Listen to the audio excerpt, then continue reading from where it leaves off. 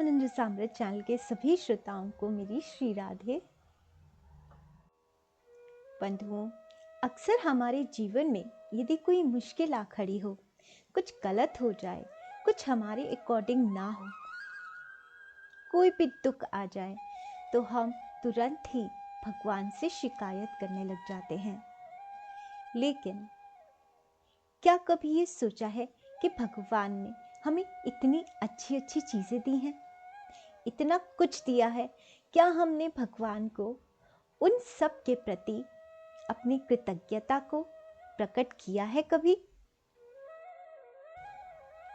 मैं तो कहूँगी कि हमें हर परिस्थिति में, हर स्थिति में भगवान के कृतज्ञ रहना चाहिए, क्योंकि आज जो हमारी स्थिति है, हो सकता है किसी की इससे भी बुरी स्थिति हो। इसीलिए हमें हमेशा भगवान के लिए कृतज्ञ ही रहना चाहिए। और ये कृतज्ञता हमें कैसे प्रकट करनी है, ये हमें बिहारिणी देव जी के एक पद से पता चलती है।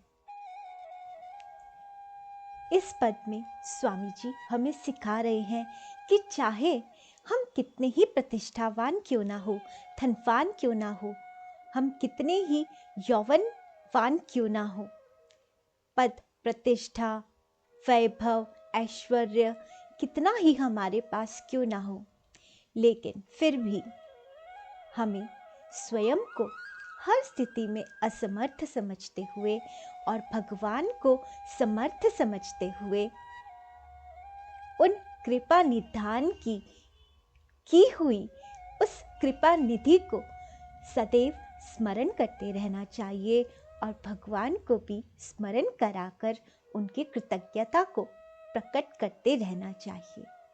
तो आइए हम श्रवण करते हैं बिहारिणी देव जी का ये पद।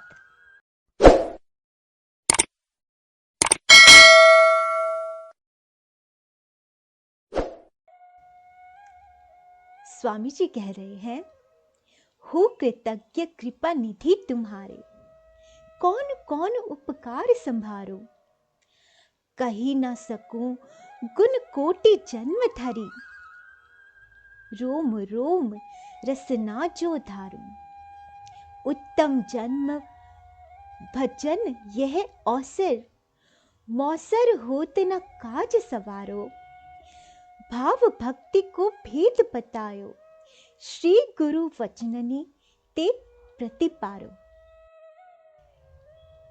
स्वामी जी कह रहे हैं कि हे कृपा निधान, आपके मुझ पर इतने इतने उपकार हैं कि मैं किस किस उपकार के लिए आपको कृतज्ञता प्रकट करूं। अगर मैं रोम रोम में जीभ लगाकर, रसना यानी जीभ लगाकर अपने रोम रोम में कोटि कोटि जन्मों तक आपके इन उपकारों का धन्यवाद करता रहूं, कृतज्ञता प्रकट करता रहूं, फिर भी काफी नहीं है। अब देखिए, छोटे छोटे अभाव सभी के जीवन में होते हैं, लेकिन हम उन छोटे छोटे अभावों को आगे रखकर जो भगवान ने हम पर बहुत बड़ी बड़ी कृपा की है, कृपा निधि दी है, उसे समझ ही नहीं पाते। अब स्वामी जी देखिए क्या बता रहे हैं कि हम पर भगवान ने कौन सी ऐसी कृपा की है जिसके लिए हमें उन्हें हमेशा हमेशा कृतज्ञ रहना चाहिए। और वो कृपा है उत्तम जन्म, भोजन, भजन। भगवान ने हमें 84 लाख योनियों में से सबसे उत्तम जन्म, ये मनुष्य जन्म दिया, क्योंकि यहाँ पे भगवान ने हमें भेद बुद्धि भी दी है, ताकि हम भेद कर सके कि माया क्या है और भगवान क्या है। जिस बुद्धि से हमें ये भेद करना चाहिए कि माया क्या है और भगवान क्या है, उसी बुद्धि से हम भेद करने लग जाते हैं कि मैं क्या हूं और तुम क्या हो, अमीरी क्या है, गरीबी क्या है, ऊंचा स्टेटस क्या है, नीचा स्टेटस क्या है। प्रतिस्पर्धाएं करने लग जाते हैं। लेकिन अगर हम इस तरह से अपनी भेद बुद्धि को, अहंकार को विकसित करने में लगा देंगे तो ये जीवन हमारा व्यर्थ चला जाएगा। लेकिन इसी भेद बुद्धि को अगर ये समझने में लगा देंगे कि ये जो धन, वैभव, पद, प्रतिष्ठा मिली है, ये नहीं बल्कि वो जीवन, वो सत्संग, वो गुरु का सानिध्य जो हमें मिला है, वही सबसे बड़ी कृपा निधि है भगवान की, तो हम अपने जीवन को संभाल सकेंगे। भगवान हम सबको बहुत अवसर देते हैं स्वयं से मिलने का। कोई होता है जिसे सेवा करने के लिए समर्थ बनाते हैं, कोई होता है जिसे भजनानंदी बना देते हैं, कोई होता है जो जाप करता है, सुमिरन करता है, तप करता है। तो ये सब चीजें क्या हैं? ये भगवान को ही पाने के अवसर हैं। यदि इन्हें भावपूर्ण तरीके से किया जाए, भगवान को प्रसन्न करने के लिए किया जाए, तो हमारी हर क्रिया भक्ति बन जाती है और भगवान उससे प्रसन्न होते हैं, खुद से मिलाने के रास्ते बनाते हैं। लेकिन यही काम अगर हम कर्ता भाव से करें, अपने आप को कर्ता मानकर, अहंकार पालकर करें, तो यही काम जो है हमें भगवान से दूर भी कर देते हैं। तो स्वामी जी यही कह रहे हैं कि आपने हमें इतना अच्छा अवसर दिया है, उत्तम जन्म दिया है, उत्तम भजन दिया है, गुरु की कृपा हमारे जीवन पर की है, लेकिन फिर भी हम इस कृपा को संभाल नहीं पा रहे हैं। क्यों नहीं संभाल पा रहे हैं? आगे स्वामी जी कहते हैं, सब विपरीत आचरण हो, घर पलटे क्रूर कपूर ही डारो, करत विषय व्यापार विकलमति, हो सठ हानि नफा ना विचारो। जहां तहां विपत्ति करी सब संपत्ति, अन समझे कृत घन हो हारो। स्वामी जी कह रहे हैं कि मैं सब कुछ जानता हूं, लेकिन जानते हुए भी मैं विपरीत आचरण कर रहा हूं। आपकी ओर ना दौड़कर माया की ओर ही दौड़ता जा रहा हूं। विषैले विषयों का, इस संसार के विषैले विषयों का व्यापार कर रहा हूं और उसमें मुनाफे की प्रतिस्पर्धा में मैं ये समझ ही नहीं पा रहा, ये विचार ही नहीं कर पा रहा कि मैं आपकी कृपा की निधि का कितना नुकसान करता जा रहा हूं।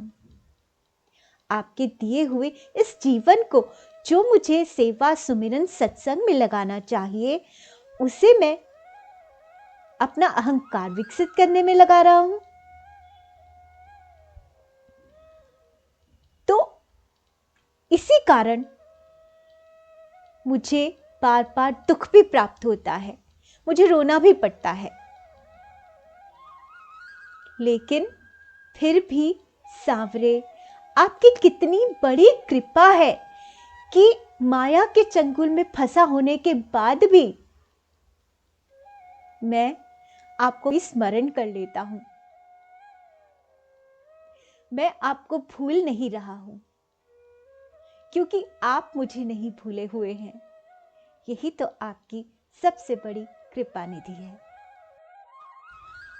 स्वामी जी कह रहे हैं, श्री बिहारी दास हरिदास कृपाते, कुंज बिहारी अब छिन्न ना पिसारो।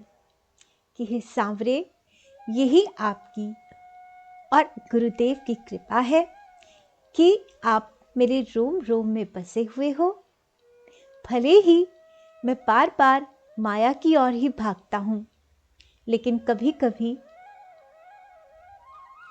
मुझे स्मरण हो आता है और मैं भले ही आपको हाथ जोड़ने आता हूँ, आ ही जाता हूँ, क्योंकि आपको भूल नहीं पा रहा हूँ, आप मन में बसे हो। होगा कभी ऐसा, किसी दिन माया को भुला दूंगा, देवी माया के चंगल से छूट के मैं आपको और राधिका को लाड लड़ाऊंगा। तो इस तरह से स्वामी जी ने हमें सिखाया है कि चाहे किसी भी परिस्थिति में रहो, चाहे भगवान के पास रहो, चाहे भगवान के दूर रहो, चाहे आपको आपके मन की इच्छा पूरी हो चाहे नहीं हो, चाहे किसी प्रतिकूल परिस्थिति में हो, अनुकूल परिस्थिति में रहो, भगवान का हमेशा कृतज्ञता ही प्रकट करते रहो। उनसे कहते रहो कि भगवान चाहे जो कुछ भी हो, बस आपकी प्रीति हमारे हृदय में बनी रहे, यही सबसे बड़ी कृपा है। बस ये कृपा आप हम पर सदैव सदैव बनाए रखना। तो ऐसे ही स्वामी जी के